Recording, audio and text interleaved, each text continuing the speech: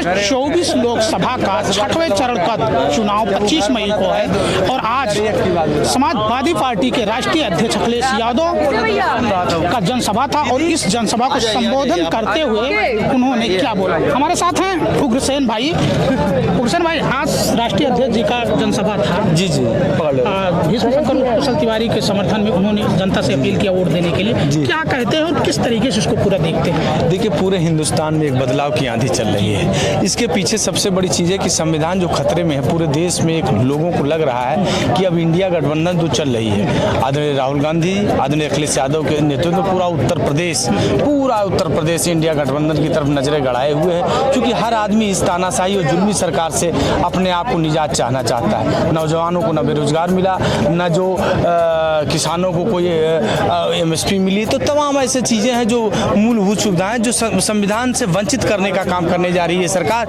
इस खिलाफ जो किसान विरोधी सरकार है, नौजवान विरोधी सरकार है, ये सरकार अब बदलाव चाहती है और निश्चित रूप से 25 तारीख को कुशल तिवारी भारी मतों से, लाखों मतों से जीत करके संसद भवन में सिद्धार्थनगर की सरजमी से जाएंगे। उग्रसेन भाई, आप तो बहुत पुराने समाजवादी पार्टी के नेता, आपके पिताजी से लेके मंत्री थे, सारी चीजें थी। जी। डुमरिया लोकसभा का जो चुनाव चल रहा है, इंडिया गठबंधन भीष्म शंकर कुशल तिवारी को टिकट दिया गया। आपको डुमरियागंज लोकसभा में एक ऐसे समाजवादी पार्टी के नेता थे जो समाजवादी पार्टी में रहते हुए मलाई खाए, लेकिन जब संविधान बचाने की बात आया तो वो भाजपा में शामिल हो गए। किसको लेके क्या कहेंगे? ये अपनी अपनी सोच है भाई, किसी के बारे में हमको क्या कहना, हमें अपनी देखनी है राजनीति। हम उनके, देखिए, किसी की सोच को हम नहीं बदल सकते। सोच जब विचारधारा से और लालच से होगी तो अपनी सोच होती है। क्या वो नुकसान कुछ करेंगे? अब ये सब अखिलेश यादव से बड़ा कोई नेता नहीं, तो अखिलेश यादव, जय अखिलेश, अखिलेश। क्या नाम है भैया? दानिश। क्या कहेंगे? आज अखिलेश यादव जी आए थे जी, जनसभा को संबोधन किए, उसको लेके क्या कहेंगे? अखिलेश यादव जी आए थे, यहाँ जन सैलाब पूरा उमड़ गया था सिद्धार्थनगर में। हम लोग चुनाव जीत रहे हैं, कुशल तिवारी जी को हम लोग चुनाव जिता के सदन में भेजने का काम कर रहे हैं। लाखों मतों से जिता के सदन में भेजने का काम कर रहे हैं हम लोग। क्या कहेंगे?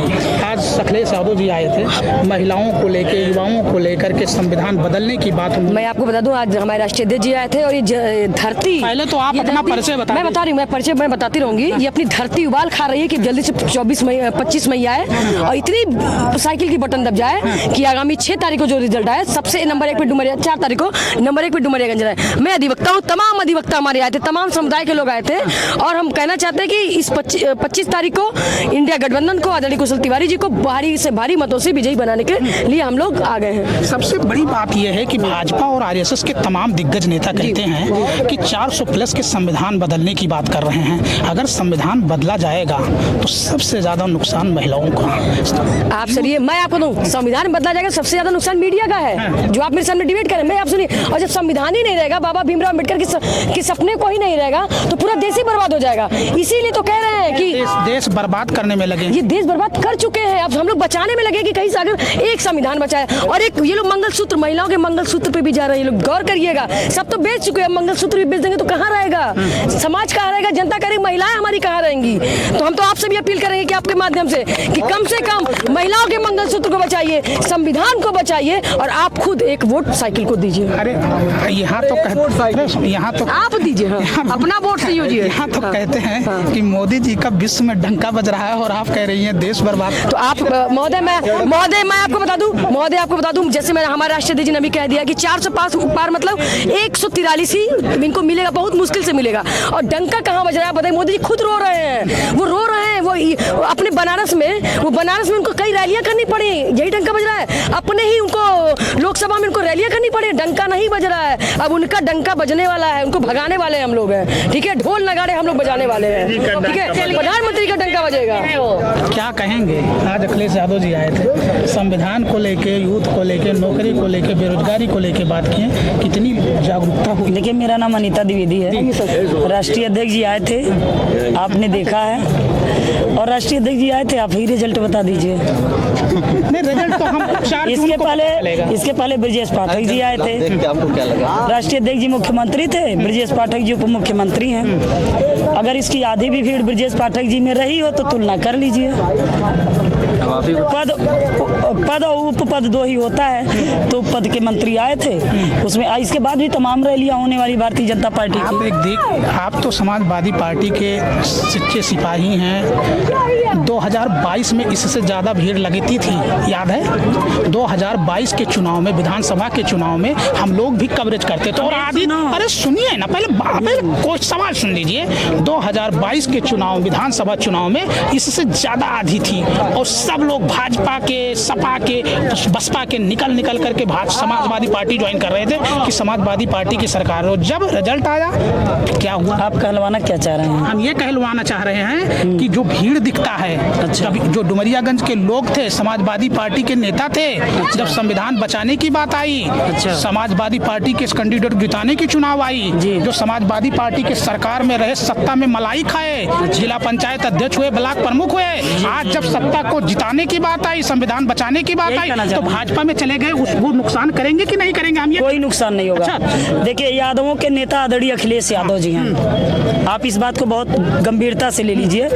आज यादवों के नेता आए थे, आज समाजवादी पार्टी ब्राह्मणों के नेता आए थे, आज समाजवादी पार्टी मुस्लिमों के नेता आए थे, आज समाजवादी पार्टी दलितों के नेता आए थे, आज सर्व समाज के नेता आए थे आदरणीय अखिलेश यादव जी।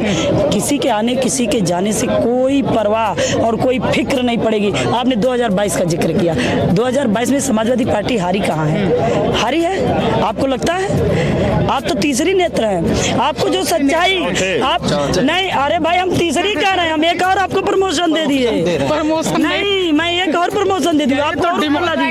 अरे सुनिए ना, मेरी बात सुनिए। अब आपने बोला है, आपने सुन लीजिए।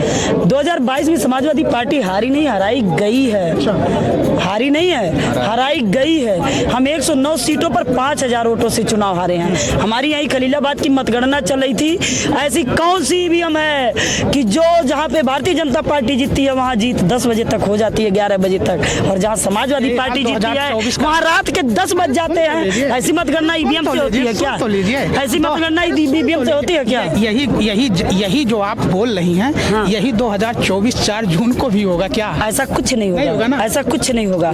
आपसे मैं बता दूं, आपको एक बात मैं बता दूं, इसी के बाद ऐसी जनसभा होगी जिसकी व्यवस्था 4 दिन पहले गांव-गांव जाके व्यवस्था दी जा रही है। यूथ हमारे साथ है, क्या व्यवस्था दी जा रही है। देखिए, यूथ पूरा गठबंधन इंडिया अलायंस को सपोर्ट कर रहा है, वोट कर रहा है। जितना सामर्थ्य हो रहा है, जितना नौजवान है, पूरा इंडिया अलायंस गठबंधन को पूरे प्रदेश, पूरे देश में सपोर्ट कर रहे हैं, वोट कर रहे हैं। क्या किस मुद्दे को लेकर के समाजवादी गठबंधन को वोट कर रहे हैं? बेरोजगारी, महंगाई, संविधान। ये जो पेपर हम लोग दिए हैं लीक हुआ है, कई पेपर, हम जितना पेपर दिए सब लीक हुआ है। अब मोदी जी का लीक हम लोग करने जा रहे हैं। मोदी जी को हम लोग लीक करने जा रहे हैं, पूरे मोदी जी को लीक करने जा रहे हैं। जी भैया, क्या नाम है आपका? क्या नाम है? अफसर अहमद मेरा नाम है, मैं यूथ कांग्रेस से प्रवक्ता हूं। क्या कहेंगे? आज अखिलेश यादव जी आए थे इंडिया गठबंधन के प्रत्याशी के समर्थन में, क्या कहेंगे? गठबंधन हमारा एक मजबूत गठबंधन है। आदरणीय राहुल जी के नेतृत्व में और केजरीवाल जी के नेतृत्व में, अखिलेश यादव जी के नेतृत्व में एक मजबूत गठजोड़ हुआ। और हिंदुस्तान में आपने विगत सालों में देखा है कि 10 सालों में अक्सर सरकारें बदलती रहती हैं, चाहे मनमोहन सिंह जी हुए, बहुगढ़ा जी हुए, कांग्रेस की भी बहुत दिनों तक सरकार है। जनता बदलाव का एक प्राकृतिक नियम है राजनीति में। मोदी जी के 10 साल हो चुके हैं और कुशासन लग रहा है, अब लोग थक चुके हैं। कहीं ना कहीं बदलाव, और लोकसभा 60 में तो खैर 15 साल का बदलाव। इसलिए मैं पूरी तरीके से इस चीज़ से सहमत हूँ कि यहाँ जातीय गठजोड़ जो बन गया एक, जिस पैटर्न पे भाजपा खेलती थी, जो पिच था, वो पिच पे बैटिंग और बॉलिंग करने का काम जिस तरीके से भाजपा करना चाहती थी, वो गठबंधन को इन्होंने दे दिया। आप तो बहुत बुद्धिजीवी हैं, चौथे स्तंभ हैं, तो उस पिच पर अब सिर्फ ये लोग बॉल खिला रहे हैं गठबंधन वाले, और एक तरफ से बैटिंग कर रहे हैं। तो ये 2020 का मैच चल रहा है, ऑटोमेटिक एक चुनाव उठ गया है। पहला चुनाव ऐसा मैं देख रहा हूँ, मैं 17 साल के 16 साल के राजनीतिक अनुभव में, बहुत कम उम्र से यूनिवर्सिटी की राजनीति किया, तो मैं देख रहा हूँ ये तो 2020 हम खेल रहे हैं, साला हमको सब कुछ मिल रहा है, तो उसके गठजोड़ में फंस चुकी है। अब आप ऐसा तो नहीं है कि भाजपा ने के जो नेता ने जो बयान दिए कि 400 प्लस के बाद संविधान बदल देंगे, अब वो उनकी बयान, उनके के गले की हड्डी बन गई, आम जनता में पहुंच गया, SC ST OBC माइनॉरिटी के लोगों में पहुंच गया कि ये आएंगे तीसरी बार तो संविधान बदल देंगे? बिल्कुल हो सकता है, और मैं चौथे स्तंभ से भी गुजारिश करूंगा कि इस पे लड़ाई लड़ना चाहिए। और जिस बात को आप कह रहे हो वो एक संदेश तो है ही है, लेकिन भाजपा कहीं ना कहीं जातियों और धर्मों में बांटने का काम करती है। जिस पैटर्न पे हमको शिक्षा रोजगार की बात करनी चाहिए वो नहीं हो रहा है। अपर लेवल पर एक दिखावा है, सिर्फ मीडिया माइनस करके हर तरीके से दिखावा करना। आप देख रहे हो आजकल की कुछ मीडिया चैनल्स हैं जो हेलीकॉप्टर से प्रचार कर रहे हैं। मतलब इसे सोचना चाहिए। मैं आपसे एक कहता हूँ, यूथ है, देखिए जब देखिए 3 चीज से सत्ता चलती है, मनी, मीडिया और माइंड। और भारतीय जनता पार्टी जब आई है, अटल बिहारी वाजपेयी से लेके और नरेंद्र मोदी तक, तब उन्होंने मीडिया को मजबूत किया है। कांग्रेस की हुकूमत ले लीजिए, समाजवादी पार्टी की सरकार ले लीजिए, बसपा की सरकार, सत्ता में रहते हुए मीडिया मजबूत नहीं किए। हाँ। नहीं, मीडिया मजबूत करना चौथा स्तंभ अच्छी चीज़ है, और करना भी चाहिए, मीडिया मजबूत भी होना चाहिए। लेकिन आप सोच सकते हो जो ब्रेकिंग होनी चाहिए हिंदुस्तान पे, नौजवानों पे ब्रेकिंग होनी चाहिए। अभी आपने एक परीक्षा जल्दी नीट की परीक्षा हुई है, वो पेपर लीक हो गया, और उसके पहले तमाम ऐसी परीक्षाएं हुई, PUP पुलिस की परीक्षाओं में आप देख रहे हैं धाधली शिक्षा की, तो वो लीकेज भी ब्रेकिंग होनी चाहिए एक हिंदुस्तान की क्या नाम है? मेरा नाम स्नेहलता है। किसको वोट देंगे? हम समाजवादी पार्टी को देंगे। क्या समाजवादी पार्टी में लगा है? समाज पार्टी में बहुत कुछ है। क्या है? जनता बहुत सुखी है, किसान बहुत सुखी है, हर विद्यार्थी सुखी है, और हर विद्यार्थी सुखी के साथ साथ जो लोग पढ़ लिख करके ठेला लगा रहे हैं उनको तो हाय सुख मिल जाएगा कि हमें नौकरी मिल जाएगी, रोजगार मिल जाएगा। सबसे पहले ठेला लगाना छूट जाएगा, क्योंकि ठेला लगाने की बात आपके मोदी जी ने ही कहा था, और मोदी जी पहले प्याज महंगा करवाए, फिर तेल महंगा करवाए। अब क्या कहते हैं कि 5 किलो राशन देते। अरे 5 किलो राशन, अगर आज हम अंगूठा नहीं लगाते हैं, आधार कार्ड नहीं लगाते हैं, तो कोई माई का लाल फ्री राशन नहीं दे सकता है, ठीक है। और कांग्रेस ने ही चलाया था राशन कार्ड देना और राशन कार्ड बनाना, और समाजवादी ने हर चीज बढ़ाया था, घटाया नहीं था। इन्होंने हर चीज घटा दिया, रोजगार को बेरोजगार कर दिया, और किसानों को भिखारी कर दिया, और जितने भी टाटा बिरला हैं सबको उठाकर, जितने भी पैसा देश के थे, अडानी अंबानी को कंपनियां नया खरीदवा दिया और बनवा दिया, और कुछ चोरों को विदेश में दे करके पैसा भगा दिया, ठीक है। और हमारे इंडिया का भी कोई नेता या कोई भी पैसा लेकर के भगा है हमारे देश का? कतई नहीं। हमारा किसान चोरी करके नहीं भगा, किसान कर्जे में डूब कर मर जा रहा है, फांसी लगाया कई जगह, किसी ने नहीं देखा कि यह किसान फला जगह का है और फांसी लगा लिया, इसका कर्जा माफ कर दिया जाए। मरने के बाद भी उसके बेटी बेटा हर कोई भर रहा है कर्जा। क्यों भर रहा है? अगर आप प्रधानमंत्री हैं, अरबपतियों को आप दे रहे हैं पैसा कर्ज और मुफ्त कर रहे हैं, तो किसान का क्यों नहीं कर रहे हैं? जबकि उसके घर का कमाने वाला फांसी लगा ले रहा आपके कर्ज के दबाव से, ठीक है। 2024 में हाँ। डुमरियागंज लोकसभा में बदलाव होगा? तो हो गया है, ठीक है। अब आप ये सोचिए कि गिनती की घड़ी आ जाए तब हम लोग पटाखा फोड़ेंगे। राम मंदिर पे वोट नहीं देंगे भाजपा को? एक बात बताएं, राम सुनिए, एक सेकंड रुकिए। राम सबके हैं, राम उनको भी पैदा किए हैं, चुप रहो पहले। राम उनको भी पैदा किए हैं, हमको भी पैदा किए हैं, एक कुत्ते बिल्ली को भी पैदा किए हैं। कोई कमीना राम को खरीद के नहीं लाया है। हमें गाली देकर कहती हूँ कि अगर खरीद के लाया है तो आकर हमसे मिले। मेरा नाम स्नेहलता है, और कहते हैं जो राम को लाए हैं हम उनको, और क्या बोलता है, विधानसभा तक मैं जानती हूँ और जाती भी तो हूँ। कहते हैं जो राम को लाए हम उनको लाएंगे। राम को वो ला सकते हैं, राम उनको लाए हैं, अब ले जाएंगे, ठीक है। 2024 में मोदी जी नहीं रहेंगे, देखिएगा सदमा पकड़ लेगा उनको कि अब कहां से हड़पे हम, अब कहां से देश में चोरी कराएं, EVM चोरी और जनता की चोरी, और हर जगह लाशें निकल रही हैं, चाहे तो किसान का हो चाहे लड़के का हो। मार्कशीट जला जला के लोग आप देखते थे मीडिया में, मार्कशीट जला जला करके पेपर जहां लीक होता था वहां सब लोग वो कर देते थे, फांसी लगा के लटक जाते थे। आए दिन कहते हैं यहाँ वो हो रहा वहाँ हो रहा है, लेकिन हर जगह विधवा बेचारी भीख मांग रही है, उसका एक पेंशन नहीं बन रहा। दौड़ते दौड़ते इनके सारे कर्मचारी, सारे नेता उससे पैसा ले रहे हैं, एक विधवा पेंशन स्टेशन बनाने के लिए, फिर भी वो बेचारी लटकी हुई है, 4-4-10 साल से उसका आदमी नहीं है। और दूसरी बात कि यह लोग रोजगार रोजगार चिल्लाते हैं, सिर्फ कागज पे रोजगार है, कहीं भी ये नहीं है कि रोजगार है मेंटेन, रोजगार कहीं नहीं है, सब कागज पे है। सारा सरकार का पैसा हड़प इन लोग के खाते में जा रहा है।